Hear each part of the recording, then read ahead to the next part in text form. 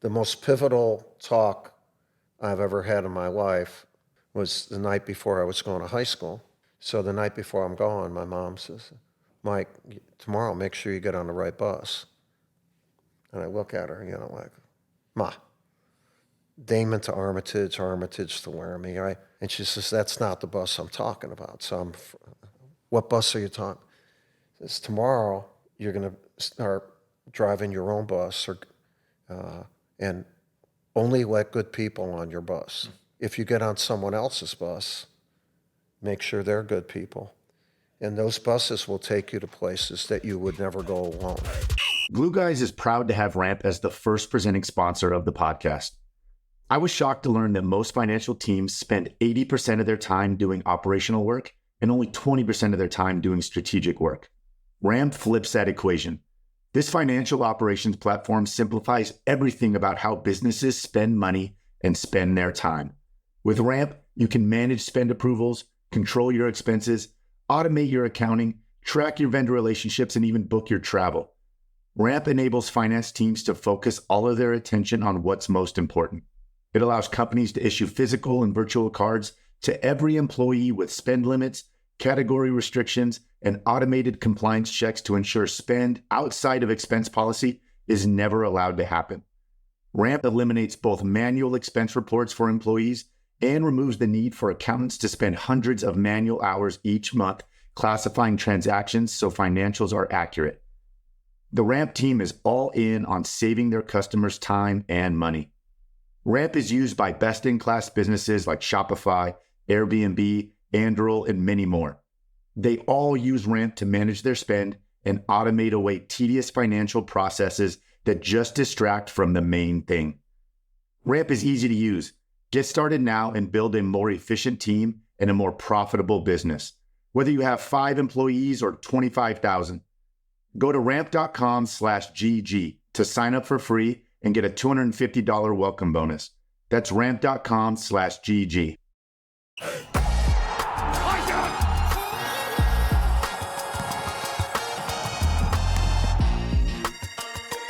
We have an extra special in-person Glue Guys today. We travel all the way to a place that's near and dear to my heart to interview and talk with one of the most important people in my life. I wouldn't be here, I wouldn't be a Glue Guy without him, Coach Mike Krzyzewski. His record speaks for itself: 15 Final Fours, 5 national championships, 3 gold medals, 2 World Cups. But more importantly, he shaped the lives of so many people, not just people who walk through the doors of Cameron Indoor Stadium, but the world. He's one of the truly great role models and leaders of our time. And so excited for everyone to get a glimpse into what I got to experience the last 30 years dealing with the GOAT, Coach K.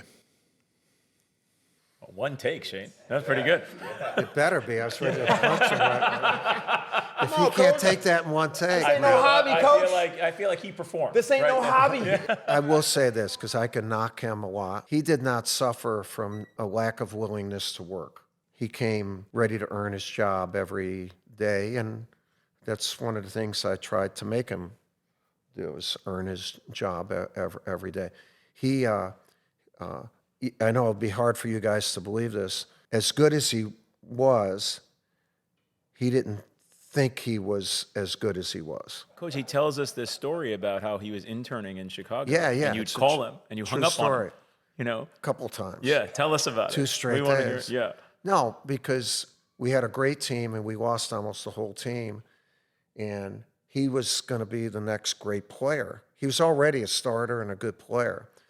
And I needed him to be thinking of being the ACC Player of the Year and all that. So I'd call him, man. I said, Shane Battier, I said, so when you went to bed last night, did you look in the mirror and say, I'm going to be ACC Player of the Year? He said, no. And I hung up on him. And I called him next day and asked him something similar, about winning national championship. And I hung up on him. And then the third day I called him, and he said, Coach, don't hang up on me. And I said, listen, I will stop hanging up on you when you stop hanging up on you. Oh, that's cool. You should be a plant that's not put in a case. It should just grow. and you're putting yourself in this box. And it's a good box. I mean, you're a really good player, but you got a chance to be the best player. And that's why I enjoyed coaching like elite talent, because he was and still is elite talent. But how can they maximize? How can you get and to be best friends with that best player? I was always hardest on my best players because they could take us to places that good players could not take you to. But if you had your best player, the good players became better. Yeah. I just will never forget in film session, okay? It wasn't about like, okay, Shane, against Clemson, you got to do this, right? Or against Wake Forest, hey, do this. I remember vividly saying, well, Battier, like Leitner would have made that play. Or like, hey Battier, Well, he would have. Like Grant Hill, he never got screened. And by the way, I didn't have to screened. put a thing on ceiling with Leitner. Yeah. But with Grant, I had to do kind of the same stuff that I did with him. But, and I don't know if you do this intentionally, but the way you talked to me, it wasn't about like our competition that we were playing that week or last week. It was, I'm challenging you to be like Christian Leitner, like Bobby Hurley, like Grant Hill, like Trajan Langdon. Can you be that? And like that, like it was infuriating. Like inside, I'm like, oh, like them's fighting words. And I'm gonna show you. I'm gonna show you. Well, I'm as good as those guys. I'm gonna show you. And that's how you got the best out of me every single day. And I don't know if that was intentional, but like it drove me insane when he used to do that. So when someone is that best player, his teammates can only make him so good because he's better. He can make his teammates better. So I couldn't do it physically, but how do you do it mentally with the best player? That was my goal. How quickly were you identifying those different traits, like the difference, obviously, of Shane and Leitner? Like, who needs what button push? Could you see that in him as a high school kid? I mean, were you 15 or 16 when you guys first met? Yeah. Like, you've known him a long time, right? Like, and at that point, you are the man in high school. But, like, could you even see then the traits? Yeah, and yes. Not just physical. Yes. It's who you are as a person. Yeah. So he had a certain magnetism, a charisma, but they all have to have a work ethic. One of the best games I saw him in was an alumni game. True story. Really? Yeah, it's a true story. And because I'm watching, like he was a center in high school, so I'm saying, and in the alumni game though, he was shooting threes. Yeah. So I said, damn, he can shoot threes. The best thing for a basketball coach is if you have a really good player on the court who could make changes in the moment, kind of like a football court audibles. Yeah. But our game's continuous. Yeah, so fluid. Yeah. So I could make the change at a timeout or a free throw, but if you had a guy, and that's what Leitner did, Shane did that, Wojo did that, John Shire did that. A number of players, not that many. It's a force multiplier. For a team. It's kind of like what LeBron or Kobe, they talk about their physical talents, but Jordan, in the moment, they could make all these, and he could do that. He was our point guard really, but he wasn't that position because he had that ability to do that. And that's a gift to a coach. I saw that somewhat in him in high school. He was a leader on the court. And when you have that, you have to let them run with it. They have to have the ego to do it. That's what we were doing in getting him there. So his junior and senior year, boom, Well, in fairness, I learned that from Trajan Langdon, Steve Wojciechowski, Rashawn McLeod. Look, when you walk in the doors of Cameron for the first day, it's Duke.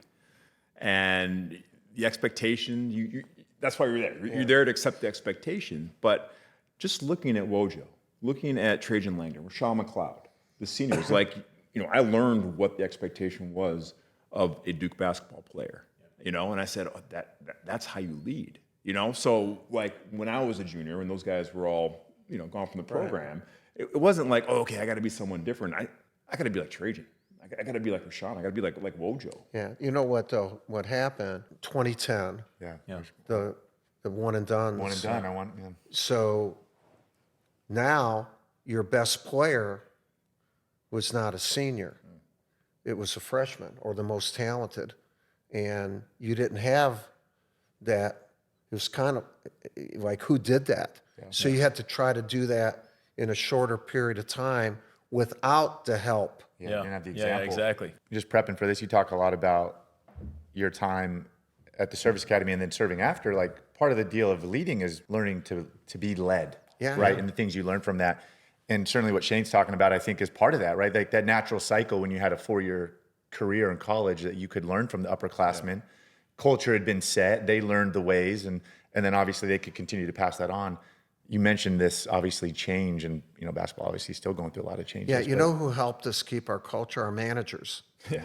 He was asking us about this I'm before. fascinated by the managers. I mean, if I'm hiring, in business, I'm hiring Just hire a our Navy SEAL managers. or a Duke Yeah. basketball manager. Well, they've done Fascinated pretty by well. the- They've done pretty Pretty well. well. Pretty well. Can we talk, like, what's the culture here? Is that, I mean, how does it work? Like I'm wearing like a brotherhood. Yeah. They have their brotherhood also, although they're mostly guys, but some gals. And, their motto is something like, the difficult is easy, the impossible takes a little longer. That's awesome. And So great. What do they do? Just like everything. Okay. Everything. I never thought about the logistics of a practice ever. They are wired, and they taught their culture. Now, they also, one of the values of our program, we have 7, but one of the values is respect. So a player, you can't say, hey, you, or, get this. I would tell my managers, if they said that, tell them to go take a hike. Yeah. I got your back. Yeah. And so many of the managers become friends, roommates, and whatever. And they weren't, they're already really smart or they wouldn't be a Duke. They learned the dignity of work. Yeah. That no job is too small. Yeah. It's a job. Everybody should be ready to do it. So they're there. There's a guy in the huddle. I always notice this in the timeouts. There's a guy in the huddle who stands there with the pin for you, right? Like literally, like so that you don't have to turn or anything. Unless I'm throwing at her.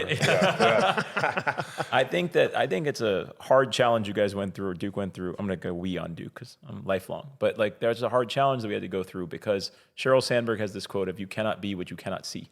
Yeah. And I think all of a sudden the one and dones, if they don't have somebody ahead of them, right? No, it's difficult. Yeah. Now, what we had to do,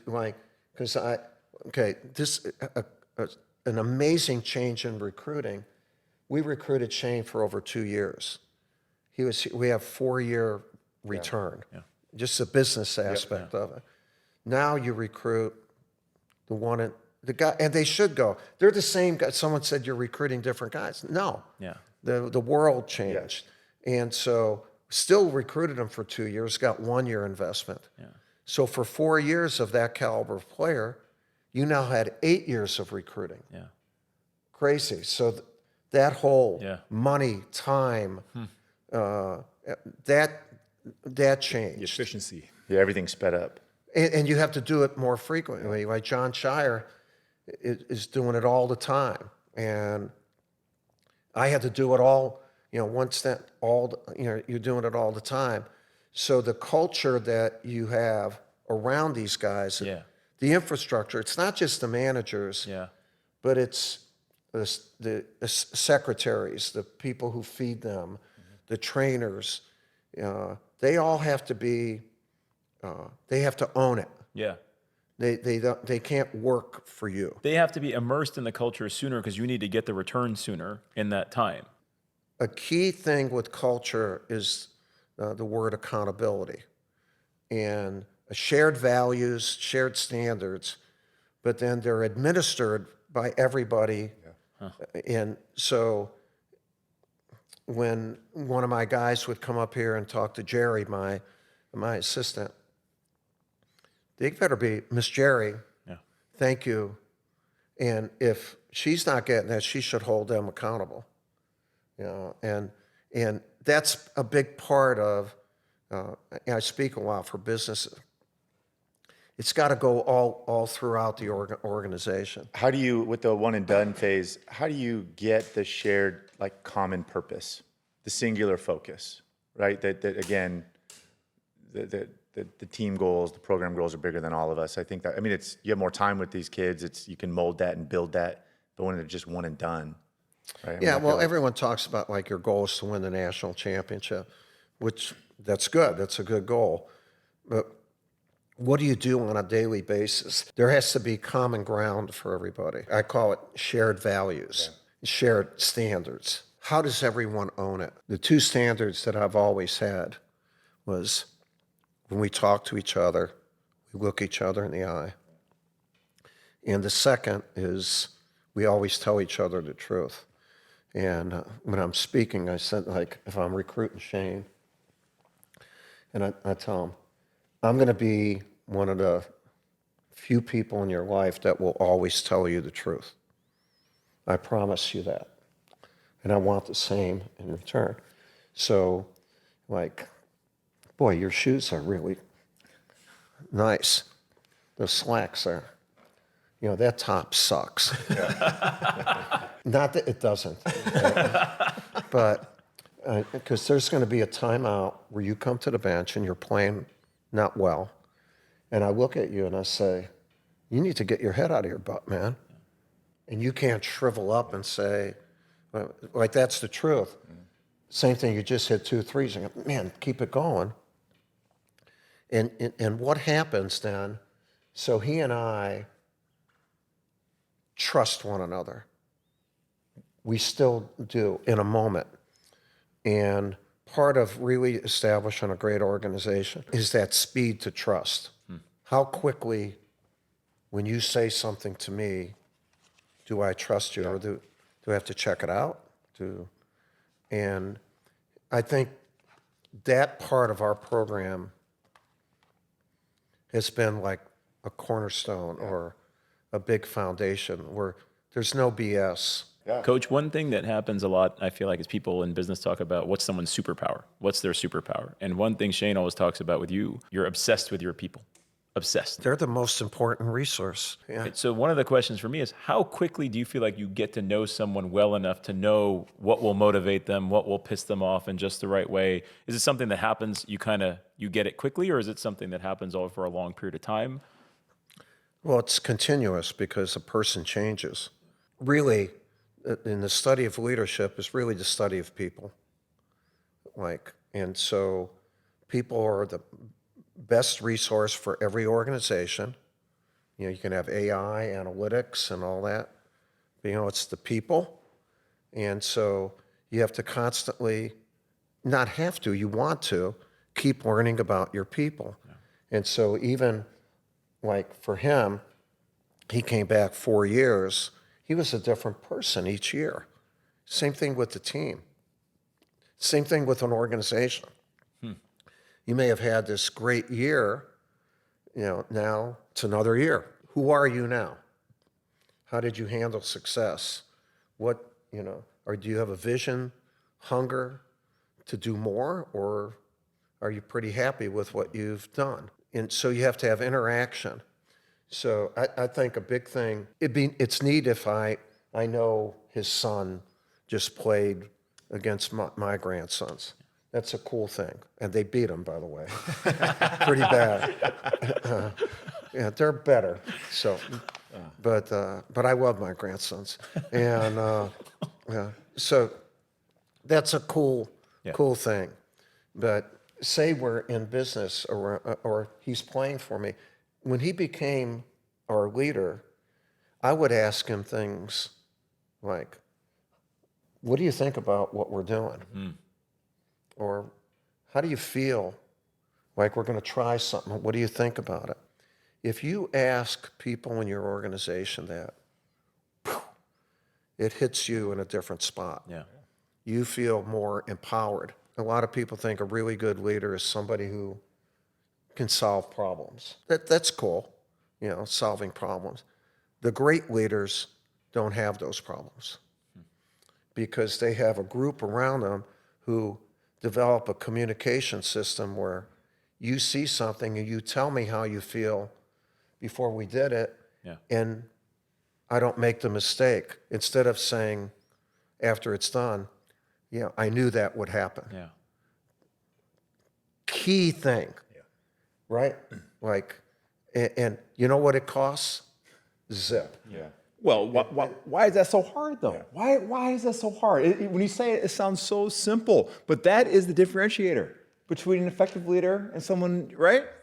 Right? Why? Like, so it costs zero, yes, but there is some kind of cost, whether it's fear, whether it's fear of looking weak, fear of looking stupid. Like, what is some it? of that. So, right? So the cost, there is a cost. What do you think it is, Coach? Why do you think people don't do it? No, I do think part of what Shane is saying is it's all true.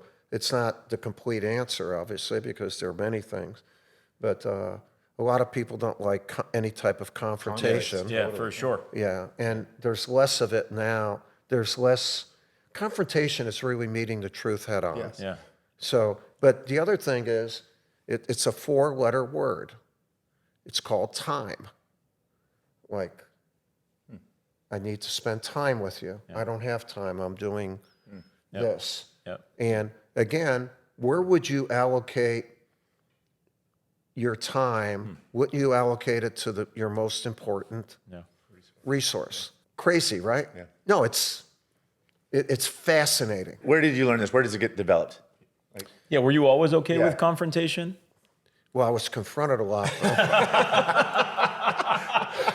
So We want to hear about it. Yeah. I got accustomed to being the receiver of the confrontation, especially being the point guard for Coach Knight. And then I've been confronted because my wife and I have been married for 55 years, got married on graduation, and I have 3 daughters. So I get confronted. My friend says feedback's the breakfast of champions, and I always say my wife makes sure I eat my Wheaties every morning. Every day, yeah. But I've been fortunate to have my girls in my life. There's a woman's wisdom that guys should allow. Take note. Take note. They have anyway, I've benefited from. Leadership is something you never have a complete handle on. It's the most fascinating profession in the world because it transcends everything in our world. And with it, those things are better. But you keep learning about it. So I'm excited to talk about it because I still learn about it. I'm learning about it. A big thing is because people keep changing. Society keeps changing. God's been good to me with USA basketball, Duke basketball, all the success, big successes. But he screwed me in one area. I kept getting older, and the guys I coached stayed the same age. All right. So I had to embrace that word adaptability, especially in communication.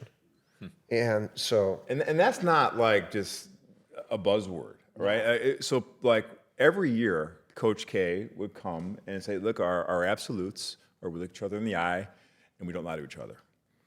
Everything else was on the table every year. Yeah. Every year. Every year. Yeah. Style of play, what we believed in. And that was probably one of the most shocking things when I tell people. Because they thought, no, you've had 45 years of success. Yeah. Yes. It's rinse and repeat. It's paint by numbers. My way or the highway, whatever. This is how we do. And like that actually was not the case at all. And I think one of your biggest strengths is your malleability. I call it personalizing your team.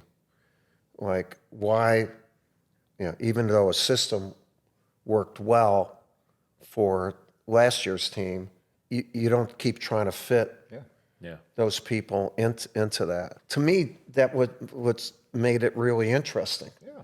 But also, in personalizing it, you guys were going to feel more comfortable. Even in personalizing how you spoke to the team. You know, not all the time. There was some consistencies. I was thinking about this interview, and I don't even know if you would recall this, but I think this was maybe the most important moment of your USA basketball coaching career. I was on his first team in 2006. Okay, the World Cup in Japan, and we were in Seoul, Korea. We had an exhibition game. Do you remember this game? Yeah, exactly. But I've coached a lot of games. We played Lithuania, okay? And if you knew one thing about playing for this man, okay, it didn't matter what the scenario was, whether it was a Final Four or whether it was an exhibition game or if it was a game at Christmas or you're playing Carolina, all right? It was about the standard of performance, right? And it was about how we came out.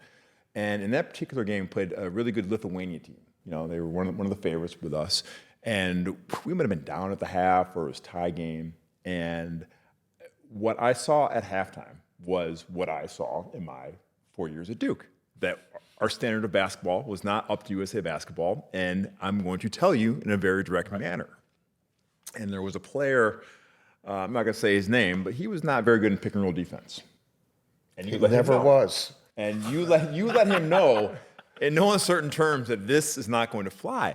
And at that moment, like you could see the look on this player's face. He had never been talked to like this. Yeah, that's true. His entire life. And you could see it. Like, who is this cat talking to me like that?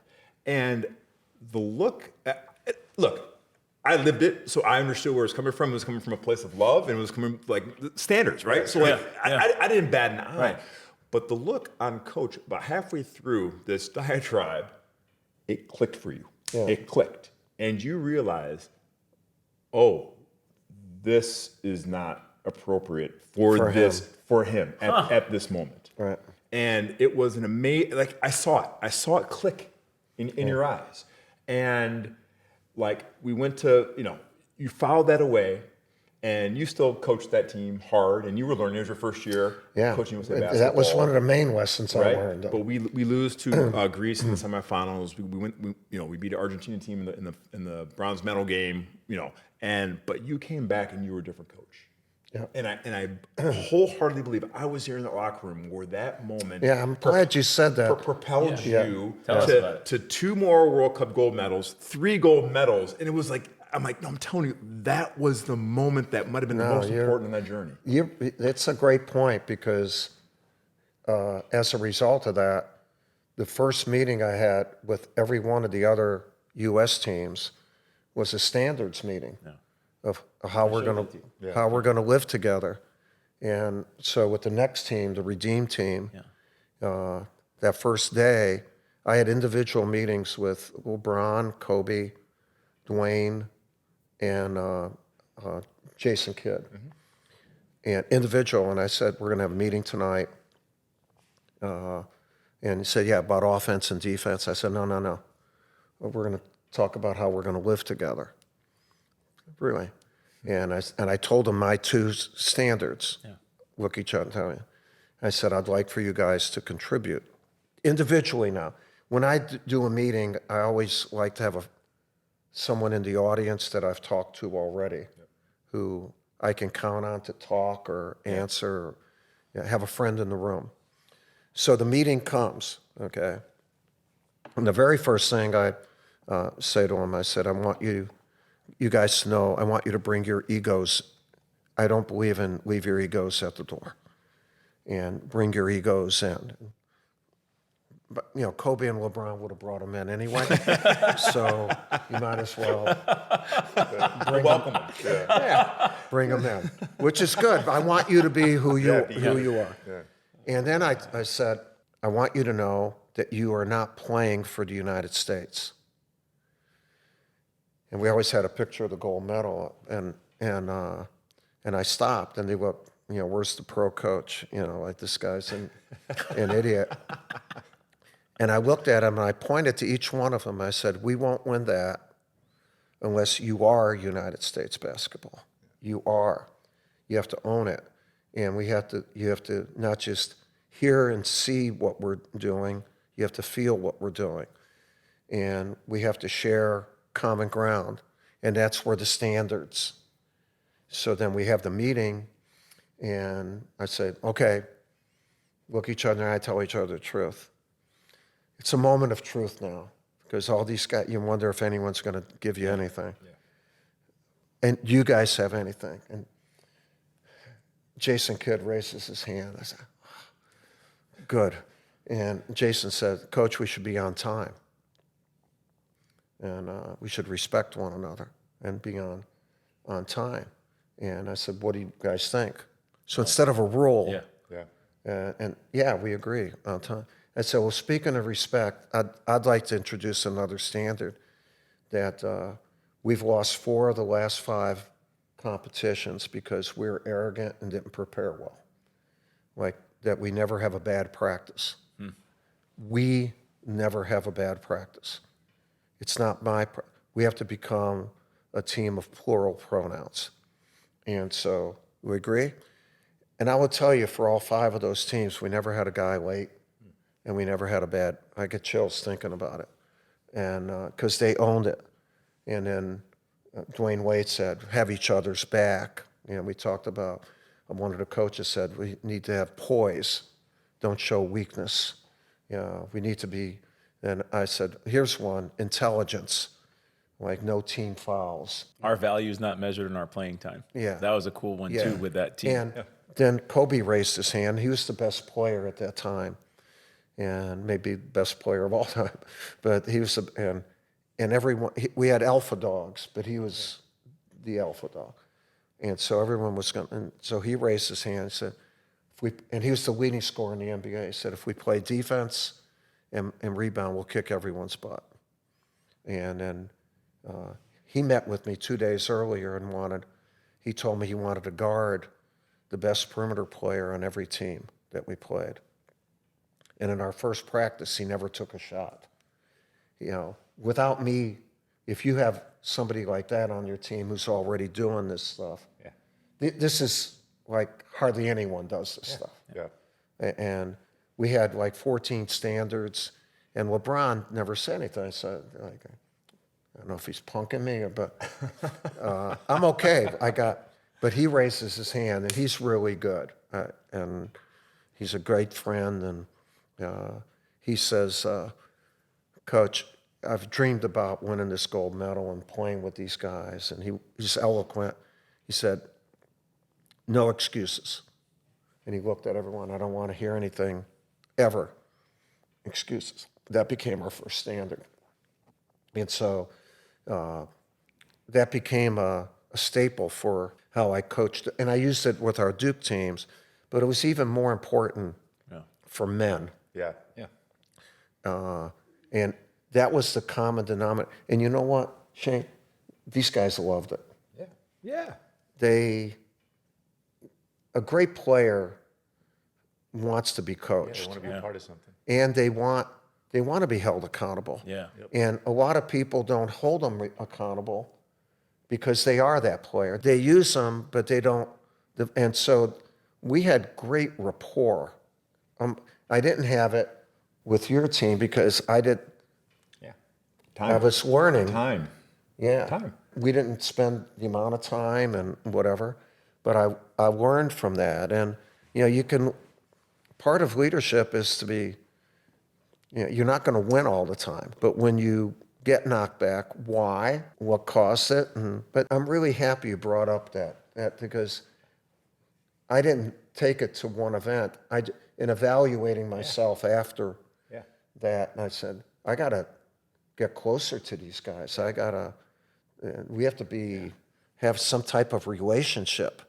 Well, Coach, we have some amazing guests, Doug McMillan and Urban Meyer, and it's amazing all these just kind of like moments in the dark. All right, everyone knows the success, and everyone knows the big things and the coming back from the huge adversity, but it's amazing all just those small throwaway stories that, you hadn't thought about that in years, that turn everything. 2006, I mean, 3 national championships in. Yep. Widely seen as, the greatest, if not one of the greatest coaches of all time at that moment.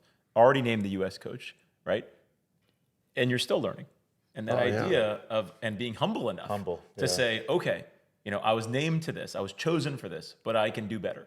That's something that there's a real lesson in there. You're already in the Hall of Fame and you're learning. A really good leader is humble, but they don't like, hey, look at me, I'm humble. Yeah.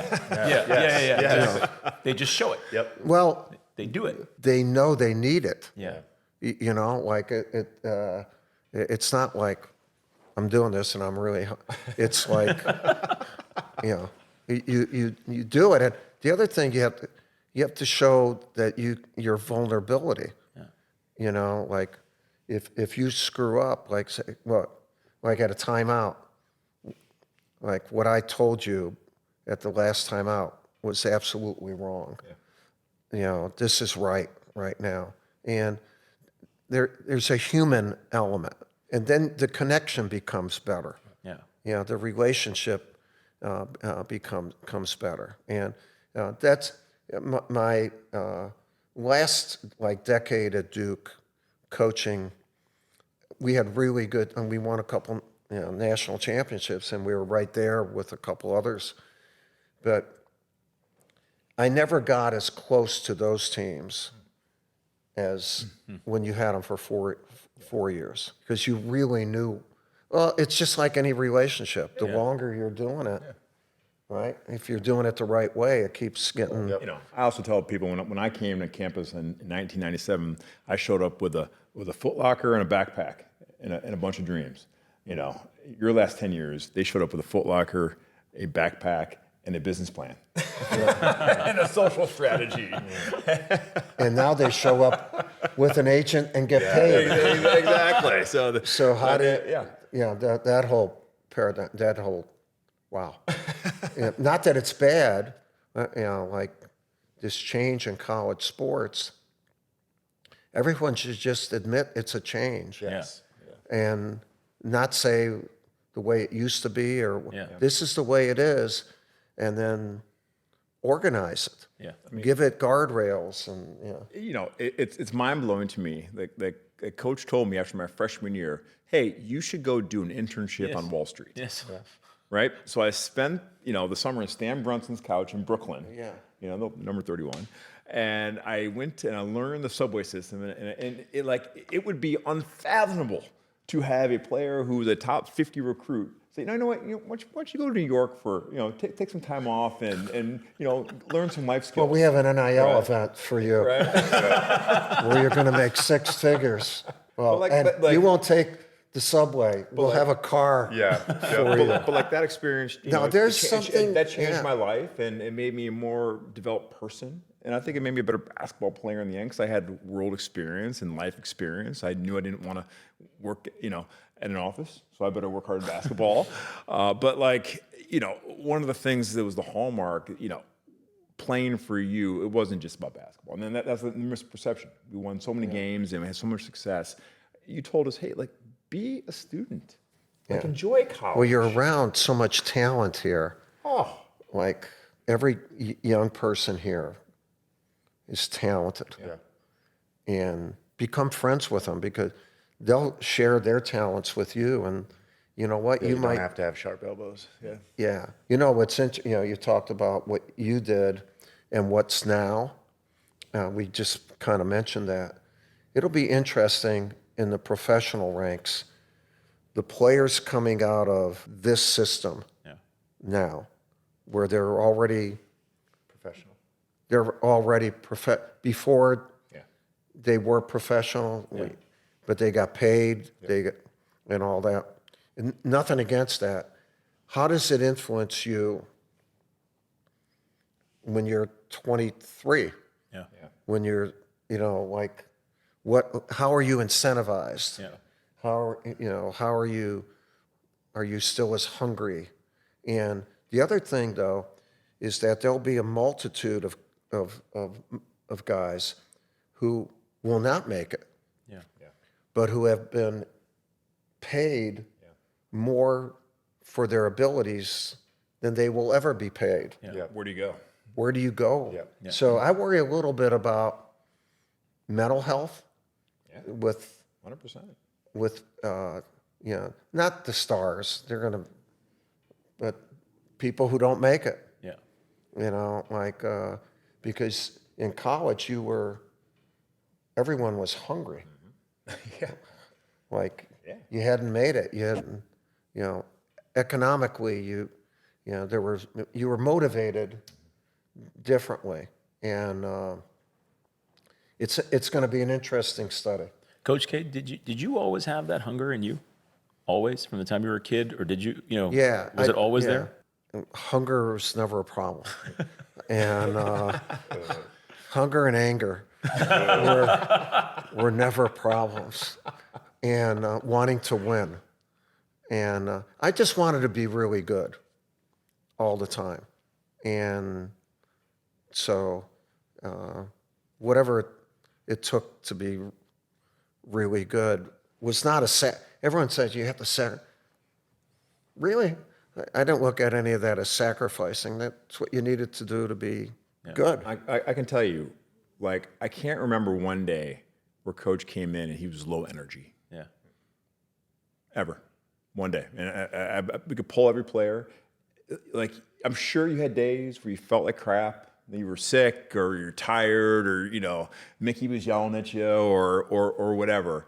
But the second that Coach walked in, he was huge on body language. You call it your face. You got to have a good face, right? And he actually showed us video of game film when we had a bad face because that showed the opponent weakness.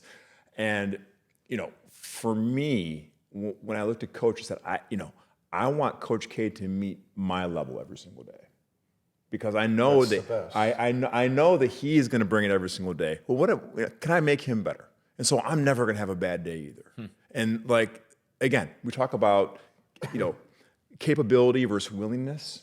A lot of people are capable of doing it every day. Yeah, for sure. Who's willing? Who's There are willing? a hell of a lot of people capable. Who is willing? Yeah. Every day. That's the difference. Every Not a day. bad day. Yeah. Not a bad day. Yeah. Right? And your stamina for that is just mind-boggling.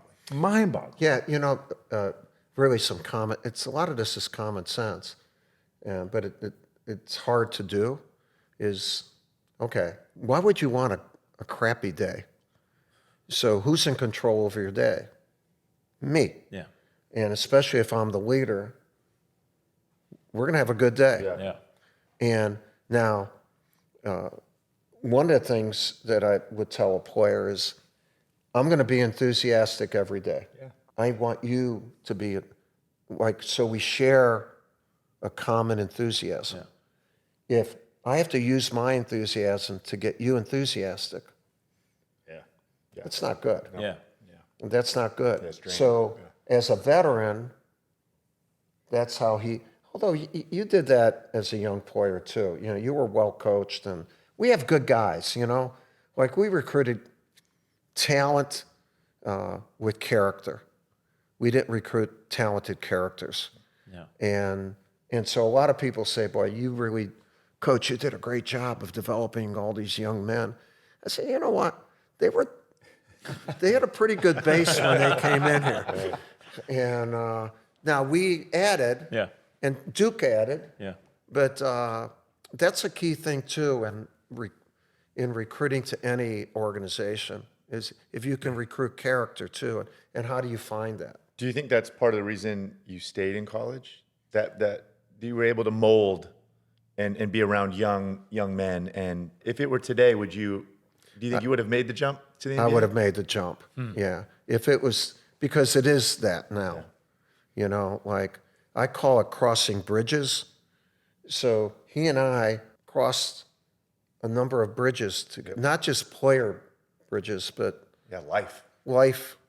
And that's beautiful. Yeah. And then financially, college coaches then were making a lot of money. Not as much as I could have made, but it wasn't that. It was just all that, However, if I was 60 today and still coaching at Duke, I would think very seriously about coaching in the NBA because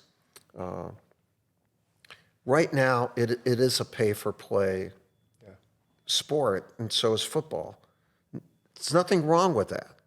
It just, if I'm going to do that, I'd rather do it at a level, at the highest level, where I have an organization around me doing all the stuff. So all I have to do is coach. Yeah. Yeah. You know. Yeah. Now, the job that John Shire has as coach is complicated. You know, Everything's a one-year contract. He's a CEO. he's a CEO in a business that is run wild. Yeah, I was going to say he's a CEO, but to your point, he's not insulated from a bunch of the other work, right? He has to go do a bunch of the work directly on the recruiting, for instance, right? The 2 years for 1 year. Not only that, but you know, every kid today has an agent. Even your walk-ons have agents. They have NIL. Every kid, Walk-ons? Every kid has an agent. What? Wow. Are you kidding me? Of course that's true. Not all of them have what Cooper Flagg is doing, but they get something. Yeah. And they get a lot. I mean, most of the really good players playing college basketball are making six figures and above. You know, like the common fan, that's not just, that's everywhere, or it's at a place that's going to disappear.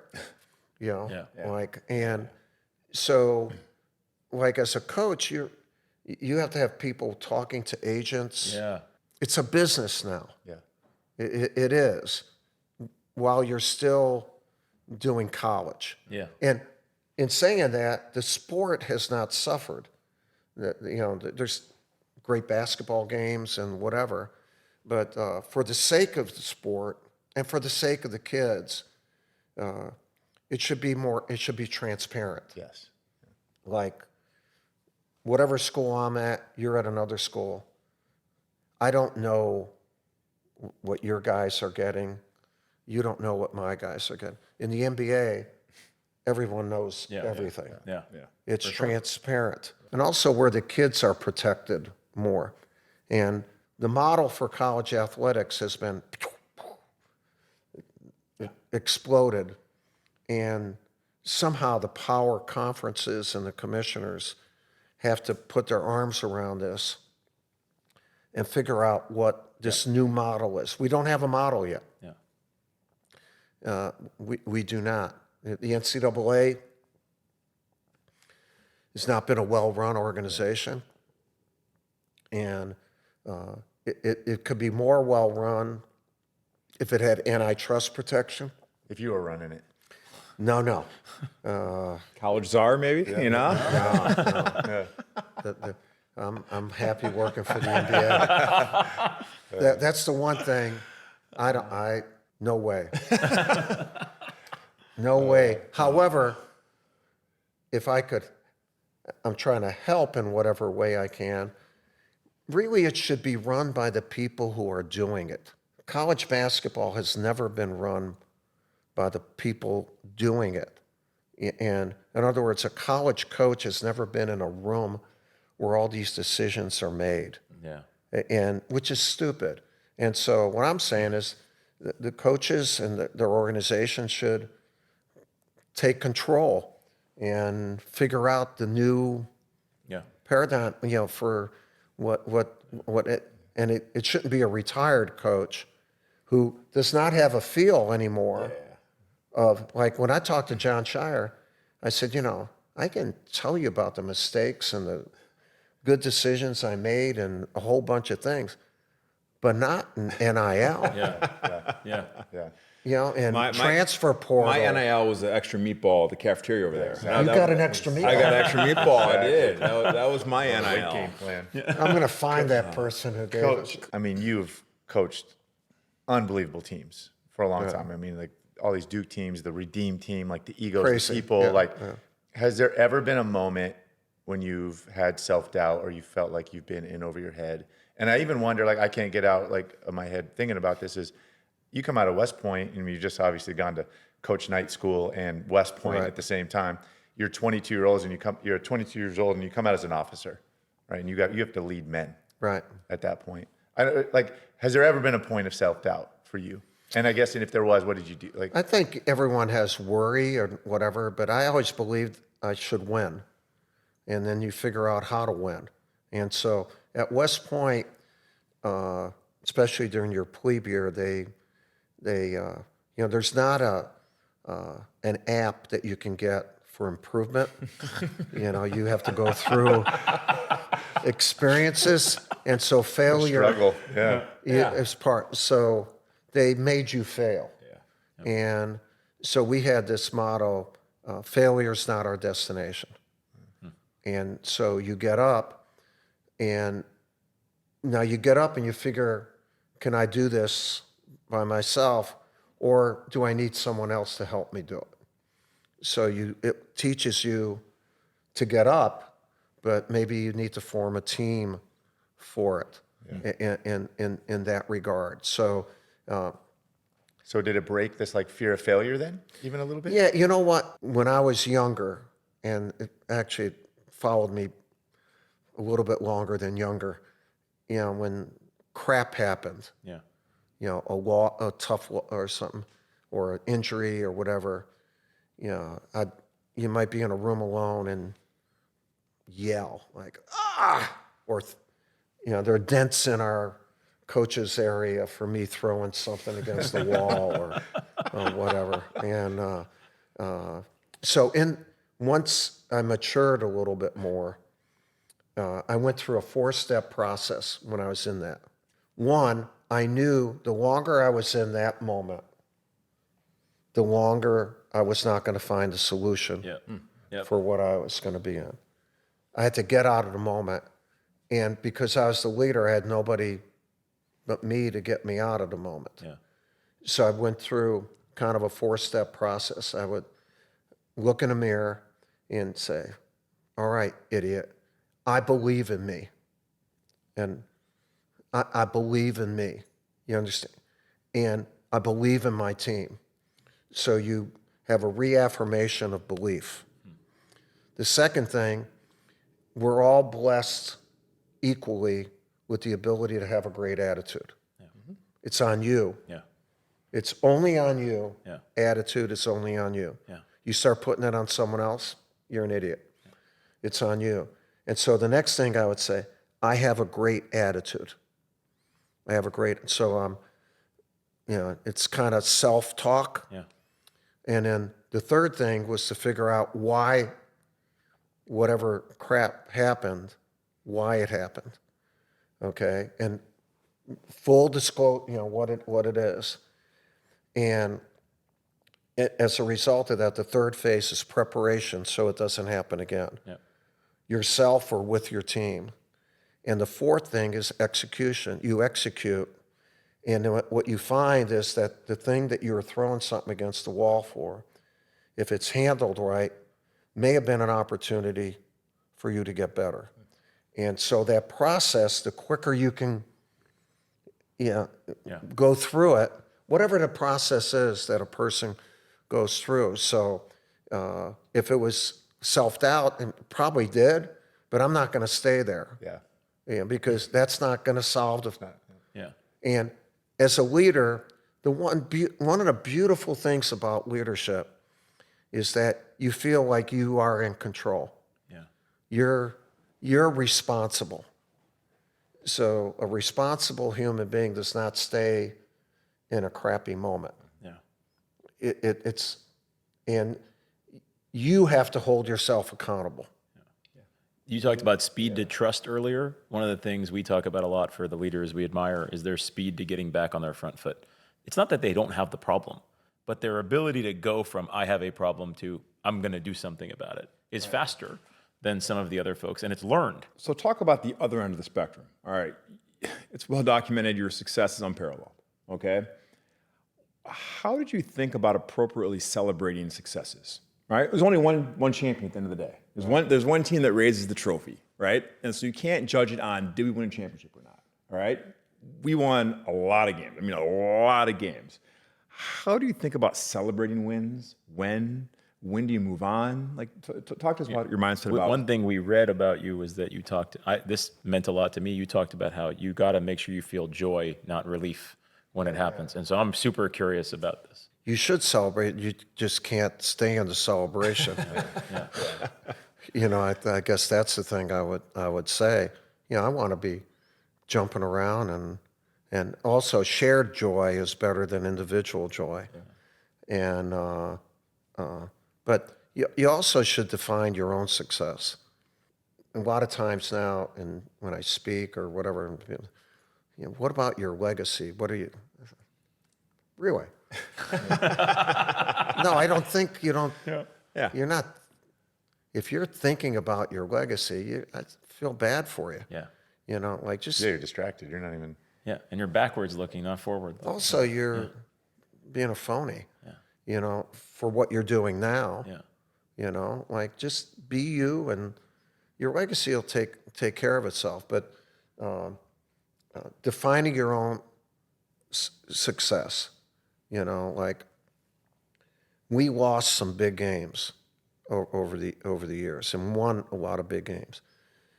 You know, I was okay if we lost, but we were worthy of winning. Yeah. You know, like if I could say, and because you know what, the other guy can be worthy of winning too. Yeah. And it might be that they just did something a little bit better or whatever. And I loved that old quote from Roosevelt, being in the arena. Yeah. Yeah. Totally. Man, I've been in the arena my whole life. Yeah. Yeah. All of the people who want to write about people in the arena, God bless them. Yeah. They don't really mean that much to me. Yeah. My respect, not that I don't respect that, but I really respect the people in the arena, even if the person in the arena beat me. Yeah. Yeah, because then he and his team made that arena bigger. Yeah. And so I've loved that. And I think it's one of the great quotes It's amazing. of all time. And Those cold, heartless souls that know right. neither victory nor defeat. And then the beginning is just he hits maybe it. a It is little not- bit too much. Totally. It is not the knocking critic the who other. counts. Yeah. I don't want to just downgrade everyone else in the world. He kind of kicked everyone in the butt. Yeah. He deserved That was- it. He earned that. Yeah, but I don't want to go that far.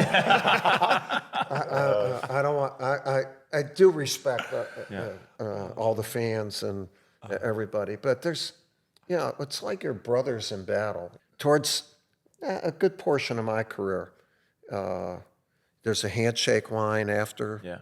and if we lost, and say there was a kid, or even if we won, there was a kid who, but especially if we lost, that really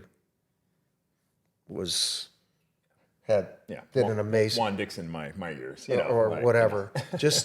I would just tap him right on the chest. Yeah. That, son, that was terrific. To respect Yeah. Yeah. the game, opponent. the battle. Huh? Yeah, the game, the battle.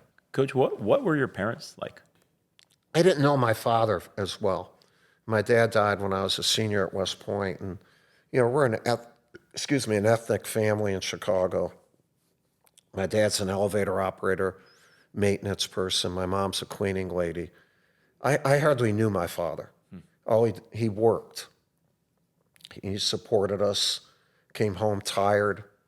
His cigarette the ash would be that, you know, and so I got to know my mom, and I would tell stories about my mom to my players because she showed up every day.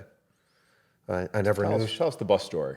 My personal favorite, the bus story. the bus. Yeah, so my mom, you know, Polish lady, shopping bag, you know, and she gets off a bus on Chicago Avenue, and a couple guys knocked her over and tried to take away her purse. And she wouldn't give up her purse. And she never did give up her purse, and they went away. And so like, Ma, they could have done something. She says, Mike, it's my purse. So when these guys would turn the damn ball over, I said, Shane, my mom wouldn't, when you're giving up that damn ball, 50-50 ball, come on. like, be as tough as this Polish lady. True story. And it's true. Like value the ball. True. What do you say? What do you say to that?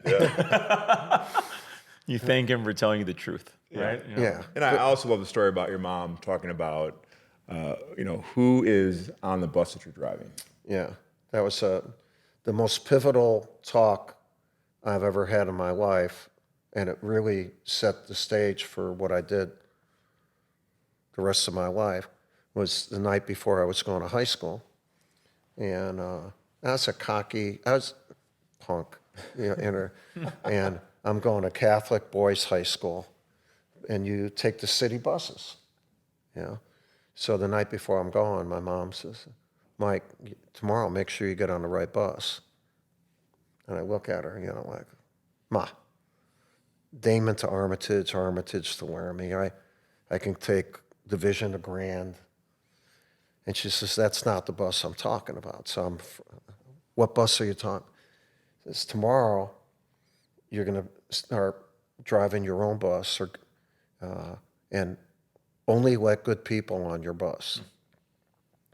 And now this is from an 8th grade educated lady, wise, just the best person in my life.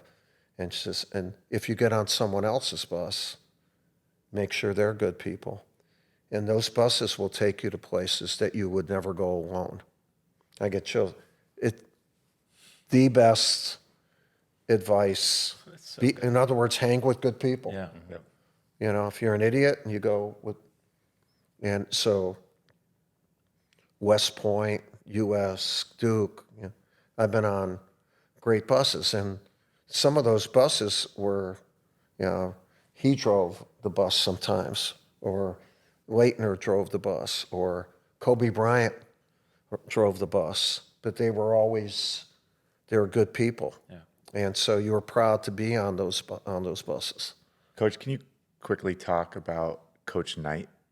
And I think it's like, you guys, two of the most, winningest coaches of all time, and you played for him, and there is a mentorship there, and then you coached with him. Obviously your styles are different, but what were the commonalities? What were the things you took from him? Well, I was lucky, although I didn't feel it was luck when I was going through it. My 4 years at West Point, I went to the best leadership school in the world and learned to change limits and learned a whole bunch of things. And then I was the point guard. We didn't play as freshmen at that time. I was the point guard, so I was held ultimately responsible by one of the great coaches of all time. And so I call it a double dose of tough love. But I learned at the highest level.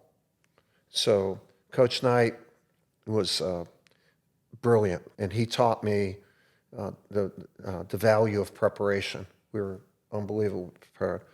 And emotion, positive and negative, but how strong you can be emotionally.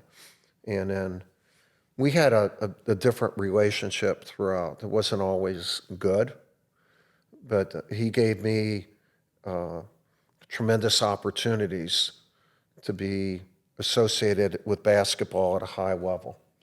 And as a result, I also met other people just by working for him or whatever. And then I learned a lot from watching him, his preparation.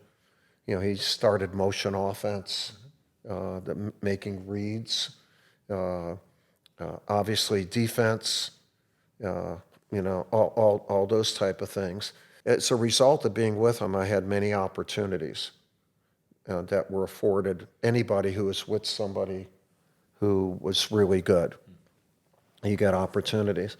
And one of the pivotal nights or late afternoons, in LA for the LA Olympics in '84. I wasn't on the staff, but I did the scouting.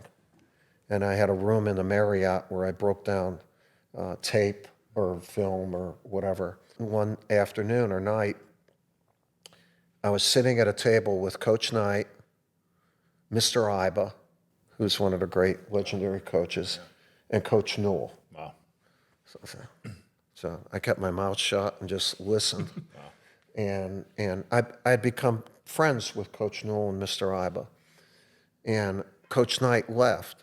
And it was my 4th year at Duke in 1984. And both of them said, you know, you're a good coach. You have a chance to be really good. And so, oh, damn, that's good. Yeah. And then they both said, you shouldn't try to be us. And I said, what do you mean? He says, well, just like you shouldn't try to be like Coach Knight or me, Mr. Iba, or now if you see things that you like about what we do, use them. You're not a copycat or whatever word they use. Yeah. And it was like I was being freed to be me as a coach. Yeah. Up until that time, even at Army or my first, I was more, I have to do it that way. There was like the commandments of Somebody else. I said, okay, I'm going to do that. Now, that doesn't mean you still don't learn from other people, but you will never be as good as those people. Yeah. Alex had that, just to brag on him for a second, Alex had that with Harbaugh. I feel like this idea of you don't have to be like... Yeah, you're good enough. You're good enough. You can do these things. You don't have to be what you think of as a pro-style quarterback. Running is good, right? Like, Yeah, and it was a similar thing, like the freeness, like the real, like, oh, I can just, I can like stop trying to stretch myself to be like Peyton or, or like. To fit yourself in. Yeah. Yeah, you don't have to fit in. Yeah. Like, and that doesn't mean you're a rebel or anything like that, but and what you do is you open yourself up for more growth. yeah. Because now you're thinking of the way you would think with those things instead of thinking of using those things the way the person used them. Yeah. It's subtly Different. amazing. Yeah. And that. So those opportunities are not afforded. So I'm eternally grateful for all of that. And with Coach, you also learn there's some things you don't, or that you can't do. Yep. Sure. But he's one of the great coaches. I was fortunate to be my life being touched by his. There's no question about it. Well, Coach, traditional question on glue guys. When you think about your career, your unbelievable career, who comes to mind when we ask you who are the glue guys, the glue gal, the glue people that helped you along the way? Yeah, well, they're my wife, my daughters. They became glue guys. My mom was a glue guy, and there were a couple teachers that I had in high school. One was my coach, who thought I was better than I thought, and I thought I was good. And that's where I learned to coach my best player the hardest.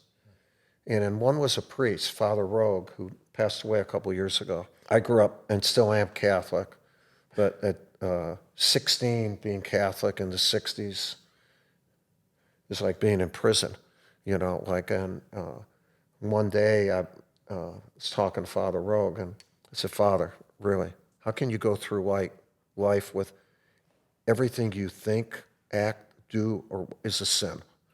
Really,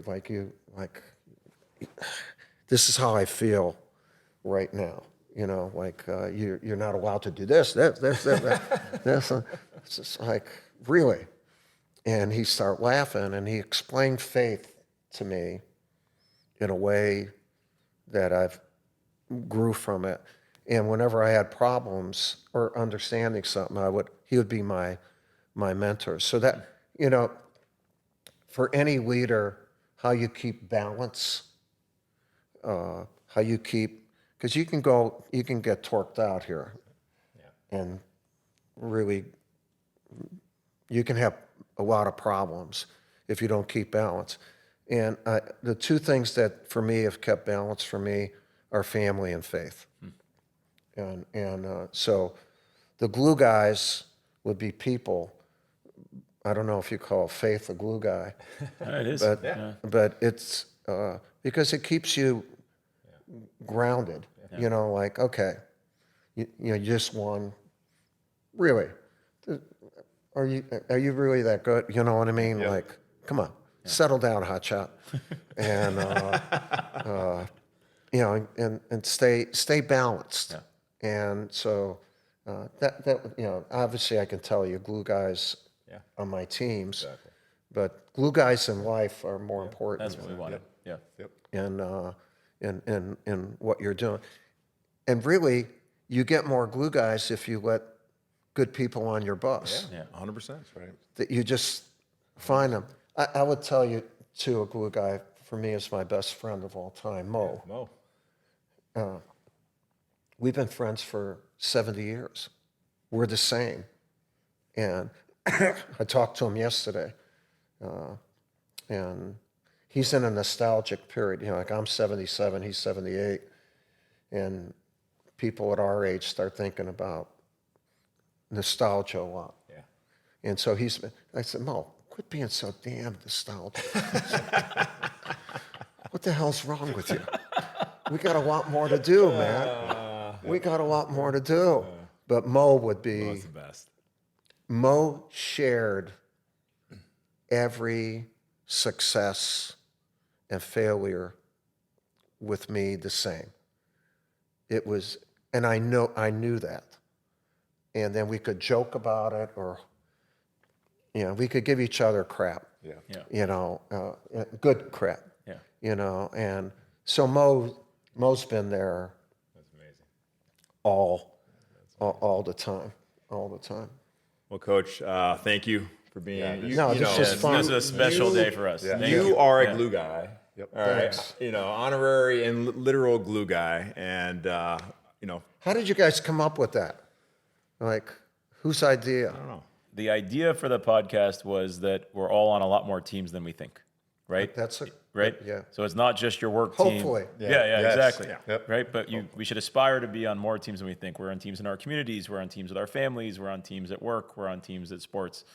And you play different roles on each of those. But we got to recognize and celebrate the people that keep those teams together. Yeah. Right? And so that was the idea. And then it also, I don't know, it fit in the box on Spotify, as well. So, there was a double meaning. And then, because we have Brother Battier here, we thought that was a good honor for, what we think of as the ultimate glue guy and glue teammate and glue friend. See, I never looked at him as a glue guy. I looked at him as a star. Yeah. Well, he's both. You can be both. Yeah. He was a joy to coach, and I love that. Yeah. And I missed that the last part of my career with a kid because you couldn't be with him for 4 years, and not you're still close with Paulo or Jason or whatever, but it can never be like that. That's beautiful. Yeah. You talked about 70 years of friendship with Mo. I mean, time, it's really important, right? And Time and honesty, which builds. Imagine how many people you actually trust. Who believe in you. Who share in everything that you do. Gobble them up. And keep them around you. Because they make it worth living. So, but I I was wondering if Shane could talk this long. And, actually, to listen this long. That's why I brought them. That's why I brought them, Coach. To listen. Yeah, exactly. He's a talker. He's a talker. Is he? Really? And he was actually, he shared, he really shared the ball today. We look each other in the eye and are honest with each other too, Coach. So sometimes we gotta Hold him accountable. Yeah, we gotta hold him accountable. Well, thank you, Coach. Thank you. it was amazing. It's an amazing You're day. welcome. We really appreciate it. Thanks.